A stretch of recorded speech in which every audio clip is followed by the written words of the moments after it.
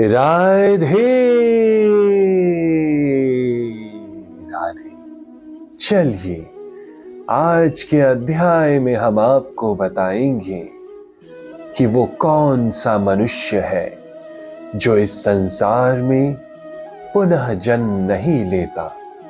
मिलकर बोलिए राधे राधे।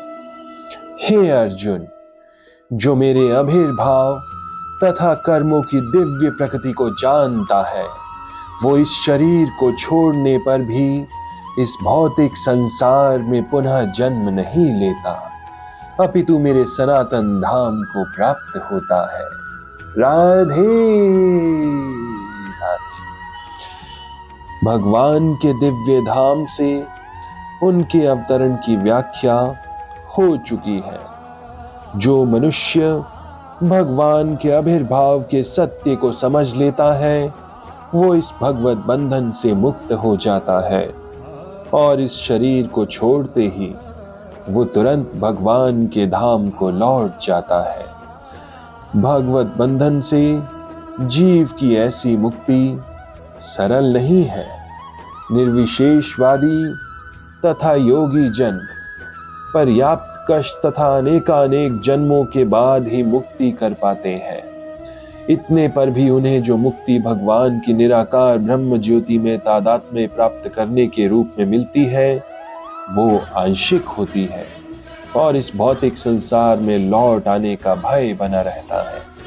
किंतु भगवान के शरीर की दिव्य प्रकृति तथा उनके कार्यकलापों को समझने मात्र से भक्त इस शरीर का अंत होने पर भगवत धाम को प्राप्त करता है। राधे राधे। और उसे इस संसार में लौट आने का भय नहीं रहता। ब्रह्म संहिता में ये बताया गया है कि भगवान के अनेक रूप तथा अवतार हैं। यद्यपि भगवान के अनेक दिव्य रूप हैं, किंतु फिर भी वे अद्वय भगवान हैं। इस तथ्य को विश्वास पूर्वक समझना चाहिए। यद्यपि ये संसारी विद्वानों तथा ज्ञान योगियों के लिए अज्ञेय है, जैसा कि वेदों में कहा भी गया है। एक भगवान अपने निष्काम भक्तों के साथ अनेकानेक दिव्य रूपों में सदैव संबंधित है। इस वेद वचन की स्वयं भगवान ने गीता में पुष्टि की है। जो इस सत्य को वेद तथा भगवान के प्रमाण के आधार पर स्वीकार करता है और शुभ चिंतन में समय में नहीं गंवाता, वो मुक्ति की चरम सिद्धि को प्राप्त करता है। इस सत्य को श्रद्धा पूर्वक स्वीकार करने से मनुष्य निश्चित रूप से मुक्ति लाभ कर सकता है।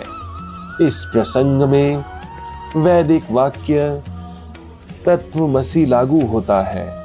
जो कोई भगवान कृष्ण को परम ब्रह्म करके जानता है या उनसे ये कहता है कि आप वही परम ब्रह्म श्री भगवान हैं, वो निश्चित रूप से अविलंब मुक्त हो जाता है।